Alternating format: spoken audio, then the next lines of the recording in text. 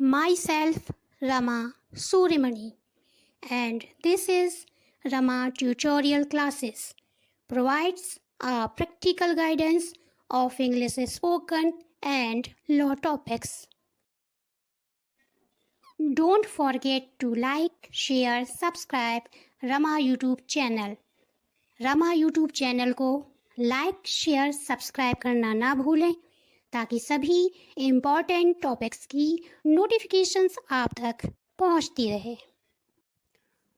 Today's topic is meanings of some important vocabulary of law.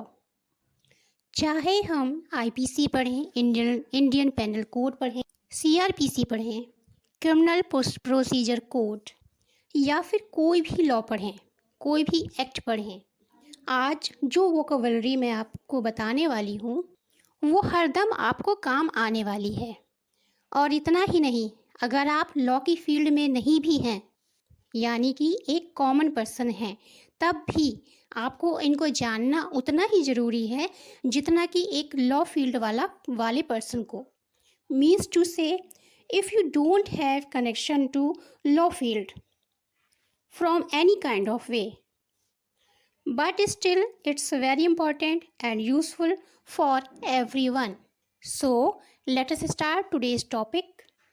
तो सबसे पहले हम बात करेंगे या फिर जानेंगे मामलों को, यानी कि केसेस को। जी हाँ, हम लोग सुनते हैं, बोलते हैं कि ये केस किया गया, ये केस लगा है इत्यादि, एक्सेट्रा एक्सेट्रा। और बहुत से लोगों को कन्फ्यूज़न भी होता है इनके बारे में, तो आज इस वीडियो में इस कन्फ्यूज़न को दूर किया जाएगा। क्या होते हैं केसेस, कितने प्रकार के होते हैं। बिकॉज़ सपोज़ आपको केस करना है तो भी ये जानना बेहद ज़रूरी है कि आखिर मामला है कौन सा और कहाँ पे इसको किस कोर्ट में दाखिल करना है, कैसे करना है।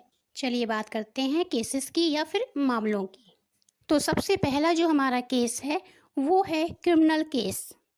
मोस्ट प्रोबेबली केस 3 प्रकार के होते हैं और उनमें से पहला जो है हमारा वो क्रिमिनल, इसको कह सकते हैं। तो चलिए समझते हैं क्रिमिनल केस को। और क्रिमिनल केसेस वे केसेस होते हैं जो सामान्यतः अपराधों से संबंधित होते हैं, कि फॉर एग्ज़ाम्पल किसी ने किसी को मार दिया या फिर प्रॉपर्टी लूट ली या अपहरण कर लिया वगैरह वगैरह एक्सेट्रा। तो हमें पता कैसे चलेगा कि उस अपराधी ने कौन सा अपराध किया और कौन सी प्रक्रिया कोर्ट अपनाएगी। इसके अलावा पनिशमेंट कितना मिलना चाहिए। देखिए, क्रिमिनल केसेस में सामान्यतः 2 एक्ट के तहत प्रोसीडिंग की जाती है। सबसे पहला होता है हमारा IPC. IPC means Indian penal code, क्योंकि पहले भी मैं वीडियो में बता चुकी हूँ आईपीसी के बारे में। तो यहाँ समझिए कि आईपीसी ही वो लॉ है जो हमें बताती है कि अपराध क्या है और किसी अपराध की डेफिनेशन क्या है, अर्थ क्या है और फिर उसमें कितना पनिशमेंट मिलना चाहिए। तो क्रिमिनल केसेस में जो बेस होता है, जिसके जरिए मामला आता है, वो मोस्टली आईपीसी होता है। 100% ज़रूरी नहीं है कि आईपीसी ही हो, क्योंकि बहुत से ऐसे अपराध हैं जो आईपीसी में से छूट गए हैं, तो उनके लिए बाकी और भी एक्ट बनाए गए हैं, लोकल एक्ट भी हैं। इसलिए मैंने कहा कि आईपीसी 100% नहीं, बट आईपीसी बेस है। तो कौन सा अपराध किया और उसकी डेफिनेशन क्या है, पनिशमेंट क्या होना चाहिए, ये कोर्ट को डिसाइड करने में आईपीसी हेल्प करती है। अब जो दूसरा एक्ट है वो है सीआरपीसी, यानी कि क्रिमिनल प्रोसीजर कोड। और इसके तहत कोर्ट को ये बताया जाता है कि मामले में कार्रवाई को कैसे करना है, क्योंकि किसी भी मामले में, केस में बहुत से स्टेप्स होते हैं जो कि कोर्ट को फॉलो करने के लिए मैंडेटरी प्रोसेस है। फॉर एग्ज़ाम्पल, डकैती अगर हुई है तो कहाँ हुई है, तो जहाँ भी हुई है उस स्थान की तलाशी लेना है सपोज़, क्योंकि तलाशी ली जाएगी तभी तो एविडेंस मिलेगा, साक्ष्य मिलेगा।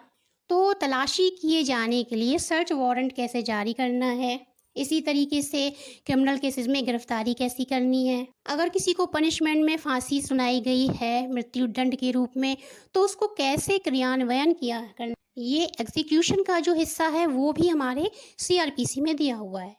तो समझिए कि बहुत सारे नियम और कानून होते हैं और बनाए गए हैं जिनको फॉलो करने के लिए प्रोसीडिंग आगे बढ़ती है। बिना इनको फॉलो किए प्रोसीडिंग आगे नहीं बढ़ सकती। तो ये है क्रिमिनल केस, और ये भी 2 तरह के होते हैं, ध्यान रखिए। पहला तो वो जहाँ 2 व्यक्तियों के बीच में अपराध हुआ है। फॉर एग्जाम्पल, किसी एक व्यक्ति ने दूसरे व्यक्ति के घर पर जाके कोई क्राइम किया, उसकी कोई प्रॉपर्टी छीन ली, उसको मारा पीटा वगैरह। दूसरा वो जहाँ पे सपोज करिए एक व्यक्ति ने दूसरे व्यक्ति को मार डाला, तो इस दूसरे केस में क्षति तो हुई है, व्यक्ति मरा है, व्यक्तिगत क्षति भी हुई उसको हुई है, लेकिन विक्टिम पर्सन के अलावा ये मामला हमारे राज्य से और समाज से संबंधित भी है, क्योंकि अब जो क्राइम हुआ है वो केवल एक व्यक्तिगत नहीं रह गया, ये समाज पर भी प्रभाव डालता है। तो ध्यान रखिए और नोट करिए कि क्रिमिनल केसेस में अपराधी को हम बोलेंगे दोषी, एक्यूज्ड, और जो पीड़ित व्यक्ति होता है उसको हम बोलते हैं विक्टिम पर्सन। और जैसा कि मैंने अभी बताया कि अगर मामला सरकार से संबंधित है या राज्यों के और सरकार के विरुद्ध है, तो वहाँ पे एक्यूज्ड रहेगा और विक्टिम का जो पक्ष है वो प्रोसिक्यूशन बन जाएगा, यानी कि अभियोजन का पक्ष, अभियोजन पक्ष। तो ये तो हो गया हमारा क्रिमिनल केस। अब सेकेंडरी हम देखेंगे जो है इम्पॉर्टेंट, वो सिविल केस।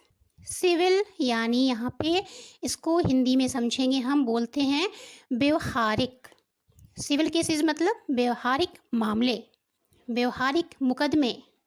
तो वे सभी कानूनी विवाद सिविल केसेस में ही निपटाए और सुलझाए जाते हैं जो किसी व्यक्तिगत व्यक्ति या संगठन के बीच में उनके सामान्य मुद्दे या फिर निजी मामलों से संबंधित होते हैं।